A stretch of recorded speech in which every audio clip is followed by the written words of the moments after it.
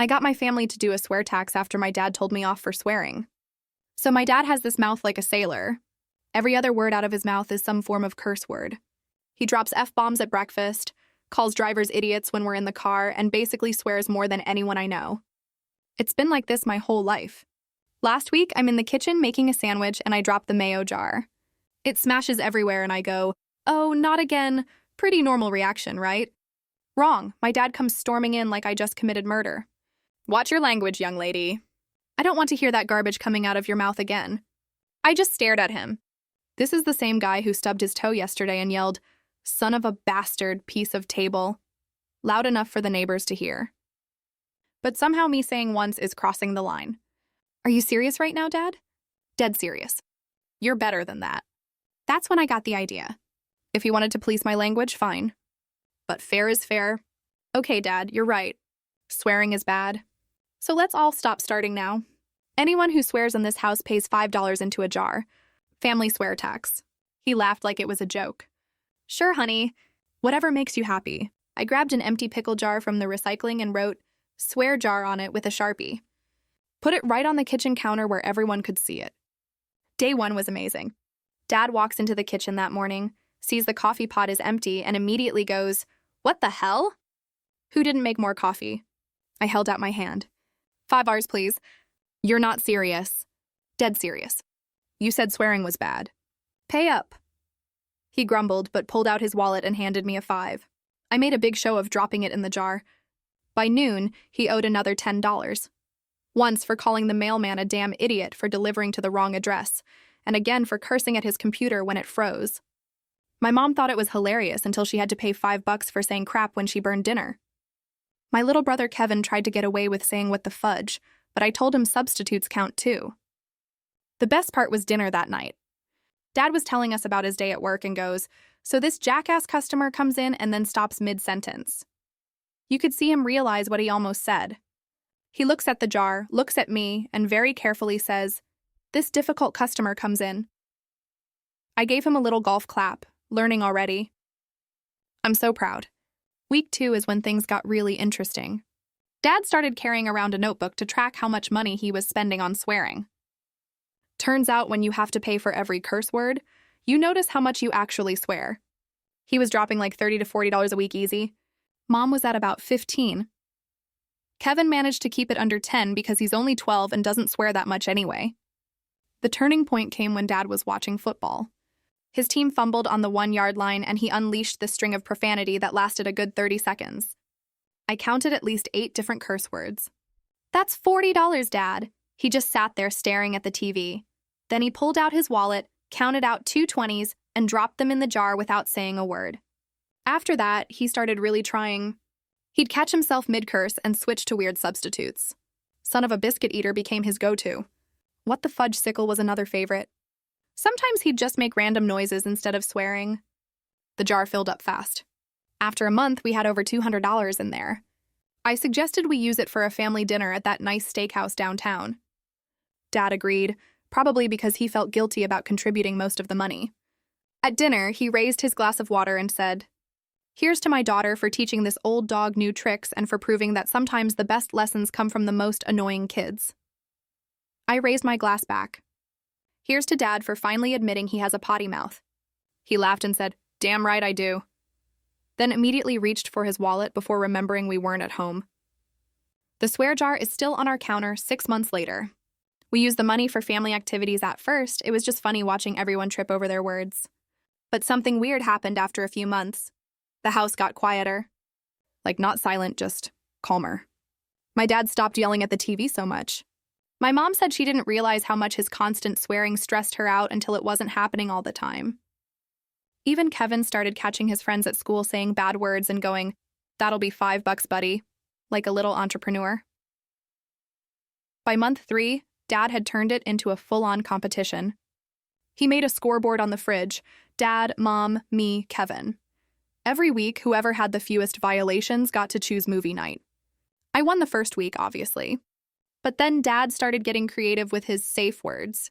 Instead of swearing, he'd yell, "Fiddle dee freakin' sticks," or "son of a soggy sandwich," which cracked us all up so much we didn't even care that he'd found loopholes.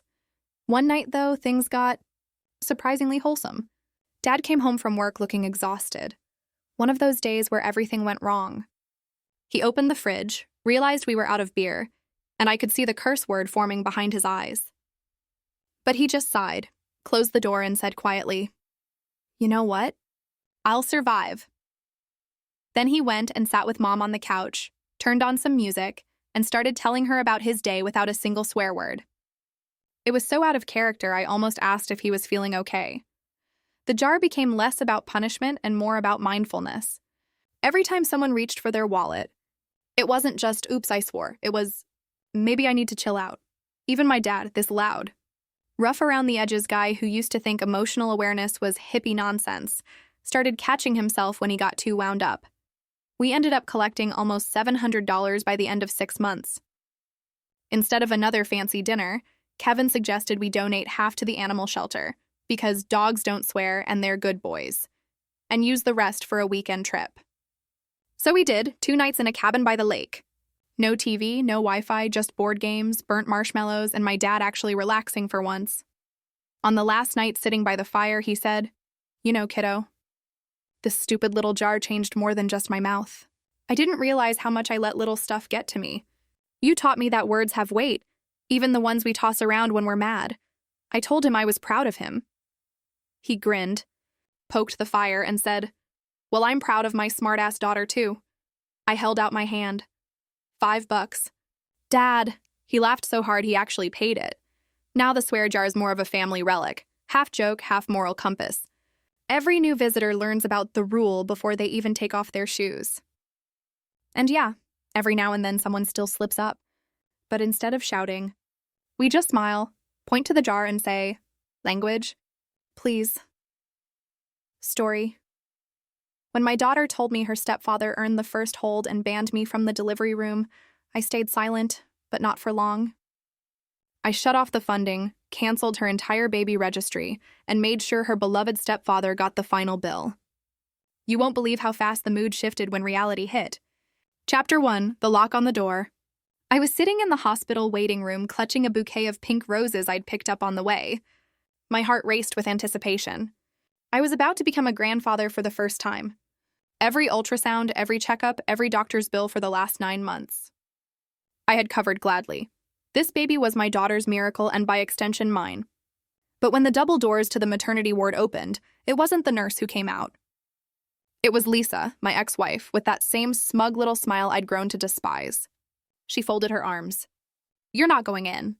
I blinked. "Excuse me." Before she could answer, my daughter Emily's voice echoed faintly from inside the room. She sounded tired but firm. "Dad, I'm sorry, but I want Tom to be the first to hold her." He earned it, Tom, her stepfather.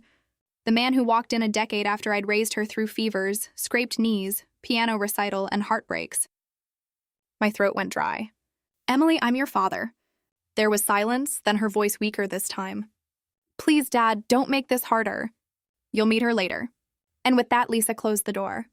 I sat there, bouquet in hand, surrounded by sterile walls and the faint cries of newborns. The sound that should have filled me with joy instead hollowed me out.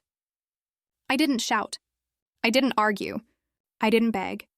I just sat very, very still, because in that moment something inside me snapped.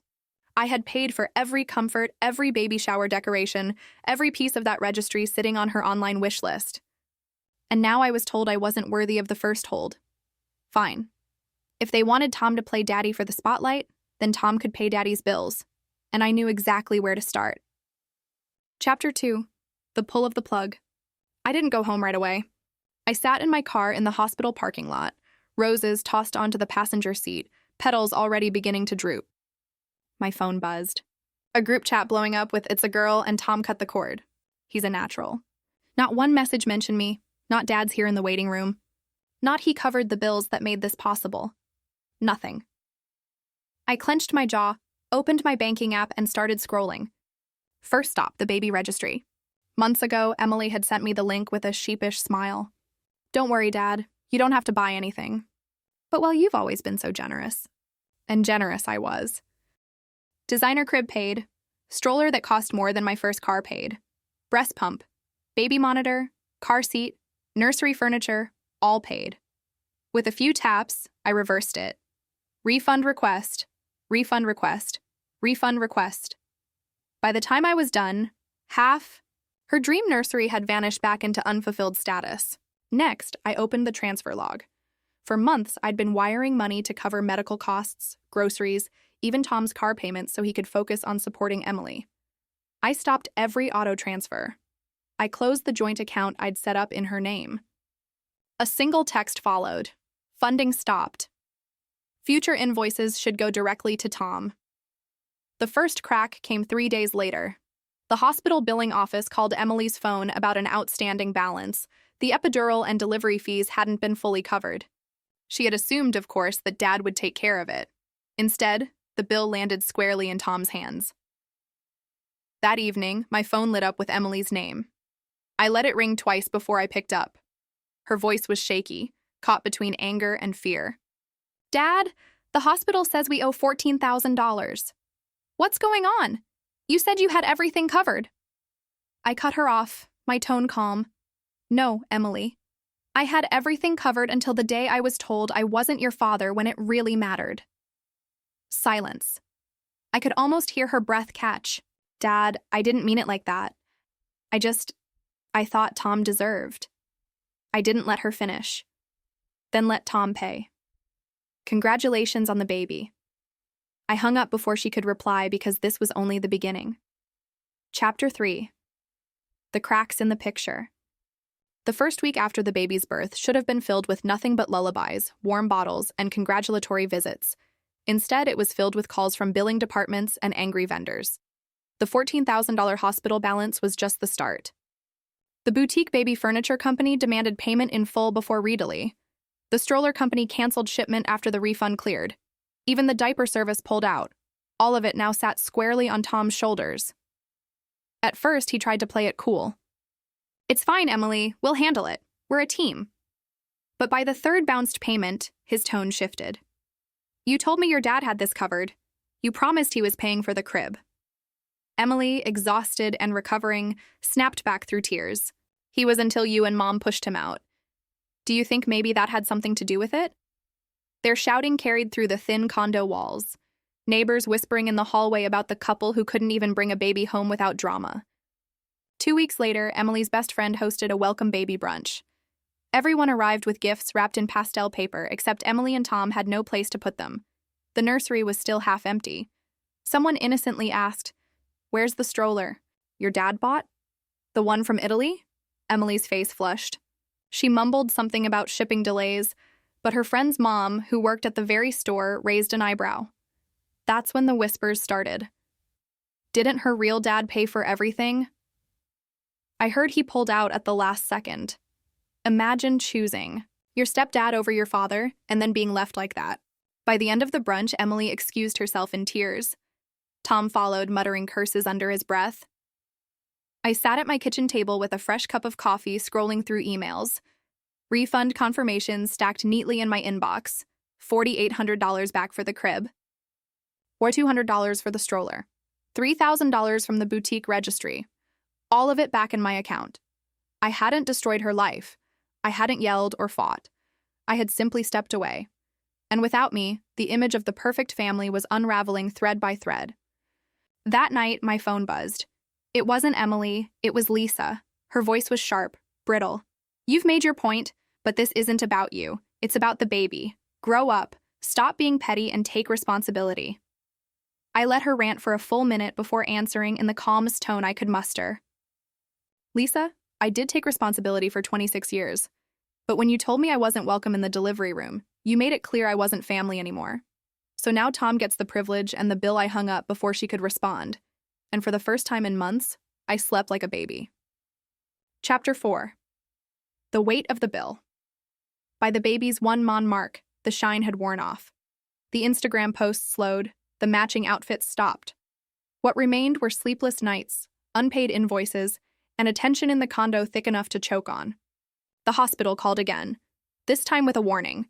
If the balance wasn't paid by the end of the week, they'd send it to collections. Tom slammed the phone down so hard it cracked the corner of the table. I didn't sign up for this, Emily. I thought your dad was covering everything. I thought he was the big man with money. Emily, pale and exhausted, clutched the baby tighter. He was until you and Mom pushed him out. I just wanted him to feel included. Tom barked out a bitter laugh. Included. Congratulations.